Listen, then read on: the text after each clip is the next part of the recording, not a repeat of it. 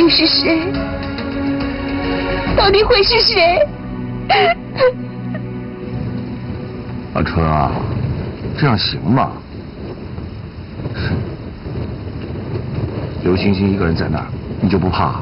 怕，怕的要死。怕你还装大方？不然又怎么办呢？他刚才那么激动，我现在啊，说什么他都不会听的。是啊，我也知道。星星现在心里头只有一个念头，就是我杀了他爹，杀了他师傅。哎，阿晨，可不要因为我的关系拆散了你们两个有情人呐！是啊是啊，都怪你啊！拆散我们两个有情人，你罪孽深重了。完了完了，我心里头已经很内疚了，你还那么说。不说这些了。哎呀，这里天寒地冻的，我们要到哪儿去落脚呢？就是。你想干嘛？你吓死我了！哎，不是，这么晚了，你们没事在街上瞎溜达什么呢？啊，总捕头。别再叫我总捕头了。哦，钱总捕头。不是，我现在看你啊，头部有点肿。不过不要难过，这个人生不如意啊，总是常常有啊。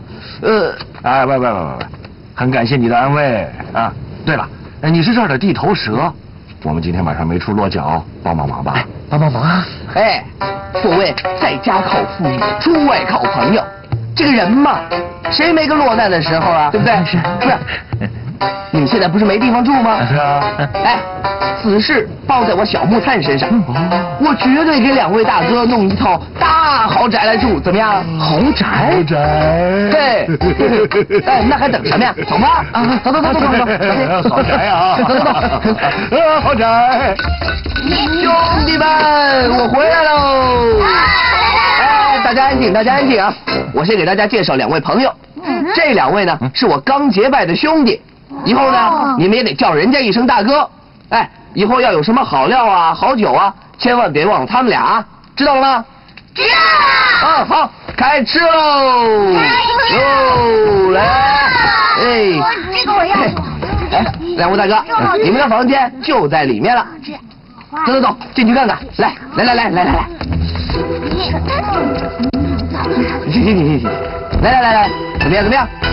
嘿，哇，这样子就叫豪宅呀？这个你就不懂了。所谓这个金窝银窝不如自己的狗窝住着强。哎，在这儿睡啊，有吃有喝，半夜不会被那个官府抓，也不会被狗追。你说这么好的地方上哪儿找去啊？是。哎呀，真是多亏了你啊！如果没有你，今晚我跟阿亮就要露宿街头了。是啊。哎，对了，大哥，你那个差事干得好好的，怎么被人给开了呀？哎，是不是你贪污被人给活逮了？你小子欠扁呐！阿纯怎么会贪污呢？不是，亮哥你别生气嘛，说话小心点。你我知道。哎，你消气，来坐。哎，坐。好了。哎，接着说。明的呢是保护张大人不利，实际上是查到了不该查的东西。有没有那个油水可以捞啊？哎呦，你这个臭小子，满脑子都是垃圾。不是，这个人在江湖飘，人家是身不由己嘛。行，别废话了。哎呀，不是，你应该了解我的难处。哎，你接着说。这东西呢，非但没有油水捞，而且有生命危险。不会吧？没有那么严重吧？本来呢，我已经查到了一点眉目了，可是现在呢，总捕头没了，打人的落到了挨人打，现在就剩下我和阿亮了，还怎么查呀？这你找我呀？这你找我查呀？找你？不是，这么小的事怎么能难倒我呢？啊？哎，这整个顺天府，那都是我小木炭的地盘。大哥，你以前呢是官，管的呢是那些见得了光的，可是我小木炭管的是什么？管的是那些见不了光的呀。哎，主要看你大哥想查什么了，比如说这个什么身高啊、年龄啊、体重啊、穿几号鞋啊，哎，只要你想查什么，您就放心吧，知道吧？我就会派我的兄弟们查一遍。每一个角落，每一条巷子，每一个角落，每一个犄角旮旯，我就不相信我小木炭还有查不到的东西。嘿，哎呀，那太好了！哎，我真是没有白认你这个兄弟啊！啊，咱们是兄弟嘛，朋友嘛，是相互的。来，有件事呢，真的只有你才能帮我。什么事？说。欣欣，张欣欣。哦，张府的那个嘛。嗨，就是你那口子嘛。是。你那口子啊。他呢，他最近身体不好，我又跟他吵了架，被他赶了出来。没有我在他身边，如果有什么事的话，不知道我真是我。大哥，没问题。大哥的女人那就是我嫂子。哎，做兄弟的保护大嫂那是天经地义的事情。别急，我马上就派我的弟兄们去到张府那儿蹲着，是吧？一有什么风吹草动，我随时来报。那就拜托你了。都是兄弟，都是朋友。这样吧，我现在马上去查去。好啊，好。哇！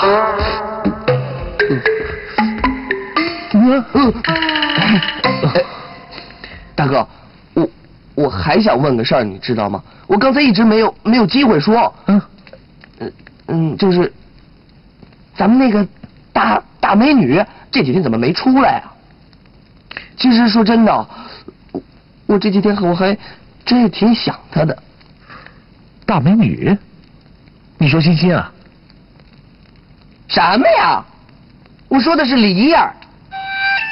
梨儿？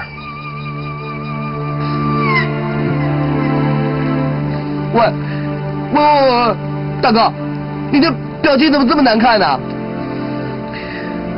梨儿，她被抓进严府了。什么？你说梨儿被抓到严府去了？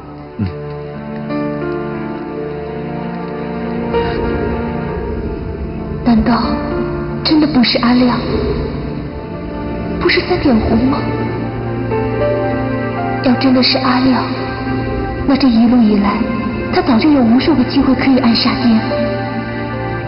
那天在天龙山庄，他何必跟柳天龙为敌呢？他大可以让柳天龙杀了爹吗？爹，师父，我该怎么办？